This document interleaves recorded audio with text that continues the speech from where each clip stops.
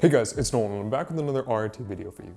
Today we're going to be going over the most important factors when choosing a college nowadays and why I chose the college I did, RIT. So let's get straight into it.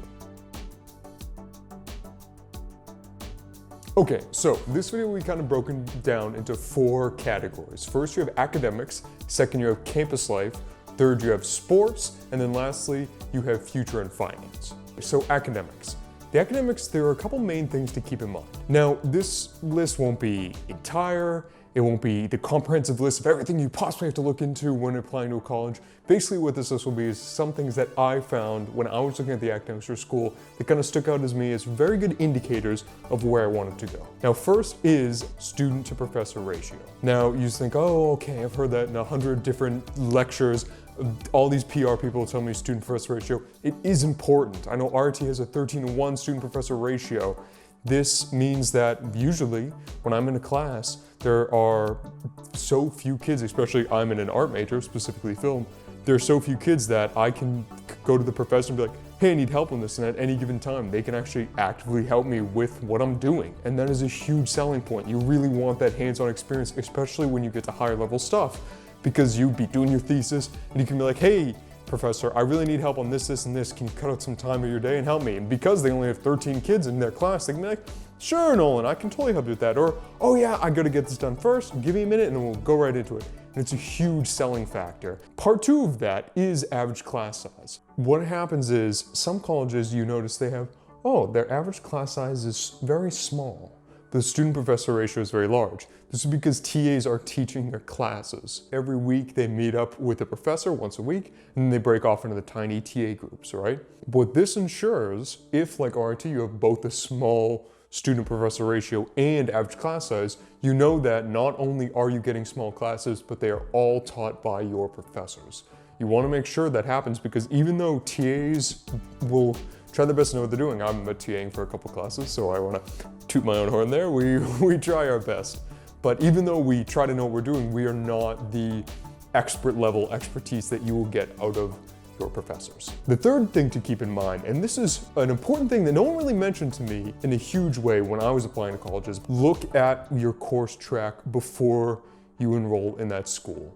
Now, most colleges, not all, but most colleges have this available online. RIT has it. If you just go on their page for the college, you go to your major and you can scroll right through. What it is it's a breakdown of the courses you would be taking per semester, per year, if you stay on that course track. So I'm in film and animation. I can go online and as you'll see right now, you go online and it will say, first year, and then it will have, production 1, and then, I can take my electives, I can take my history courses, and then it'll be second semester, first year, it'll be production 2, and I can take all that. That is super important to see.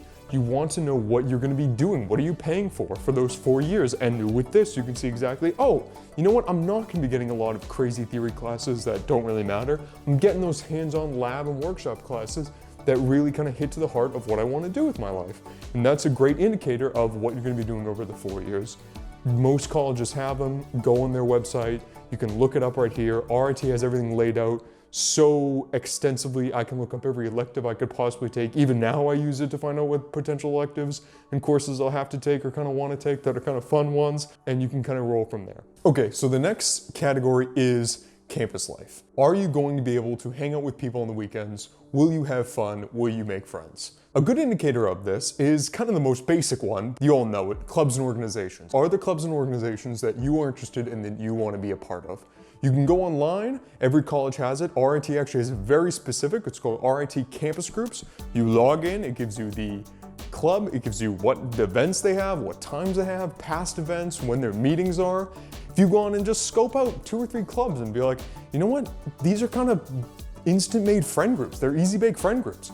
You look them up and you know what, I'm interested in derby. You build the derby cars. They have that, a bunch of the engineering colleges has that. Line RIT has an amazing, where they build these full cars. You can go and be like, you know what, I'm interested in that. And now I know that when I go there, I'll have at least 20, 30 people who are interested as well. So by looking at these things before you come, you kind of be able to tell, you know what, I have a couple people that I know that I will in some way bond with.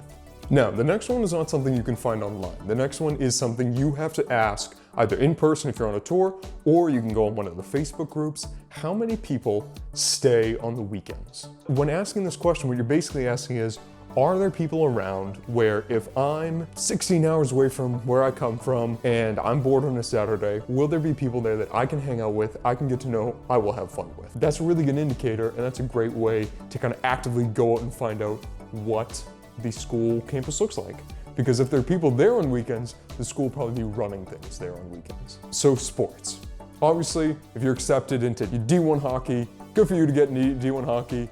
But let's say you want to do something more intramural or kind of off to the side. You want to play club hockey, club softball, club baseball, something like that. That's a good thing to look into, because even if you're super invested in looking at sports in college, you never know who you're going to meet. You never know who you're going to make friends with. So if you're anyway interested in that, that's a great thing to look into, even if it's just as a side gig. Whether you're in it for like, I'm going to win, or if it's more of a, I want to shoot hoops some night and I want to kind of get a gang of people to shoot hoops with. Okay, last thing is future and finance. Now this is important in a much greater sense. Now part one is the school's percentage of how many of their students go from their major to a career in their desired major. Now that is important, not employment percentage, but employment in major percentage. Now RIT has a 95 overall, and if you go on their website, they have the career and employment page, which is super helpful. If you go on there, you can find, 95% overall. I can go more specific. I can go, okay, College of Art and Design has a,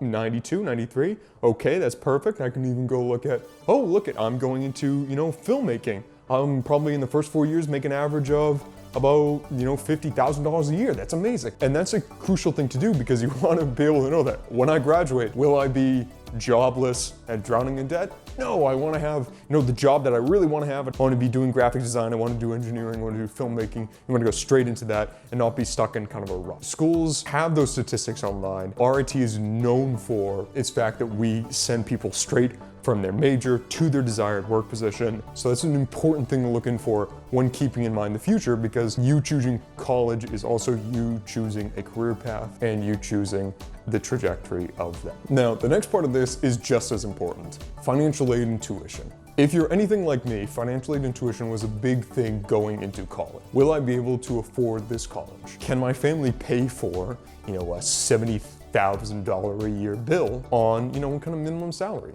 So it's very important to fill out all the necessary paperwork on time, submit it to the financial aid office. But if you're dead set on going to a college, talk to the financial aid while you're doing it. Be like, hey, you know what, I'm applying to this college, or I just got my acceptance letter, I'm considering going here, but I just want to kind of go over what the financial aid package means. Or say, I so want to go to RIT, but I need a little bit of leeway. Can I talk to you? Can we kind of work something out? Their job is to help you. And I found when I was applying to RIT, they gave me a great financial aid package, but just circumstances in my family, I was like, you know what? I need a little more. So I contacted them and they said, okay, we can fill out these extra paperwork. They walked me through all the paperwork. They walked me through the steps. I got a better package, and I am, for lack of a better term, eternally grateful for them for that. It's really important to stay in contact with your financial aid advisors while you're applying. RIT has 100% of freshmen get some sort of aid, either merit or need-based, with about 77% of the entire class, about 70% getting need-based aid for all grades, and 75% of all students getting work study, which is super important. So work study, you work on campus, goes straight in your pocket. You can pay for rent, you can pay for food, you can pay for school supplies. It's a great thing to have. And as we wrap up, I just wanted to get into the part of why I chose RIT. I chose RIT for a couple of reasons. Mainly among them was the facilities. I'm from Boston, and I come up to Rochester, and I'm like, whoa, okay, this is different from what I'm used to. It's colder.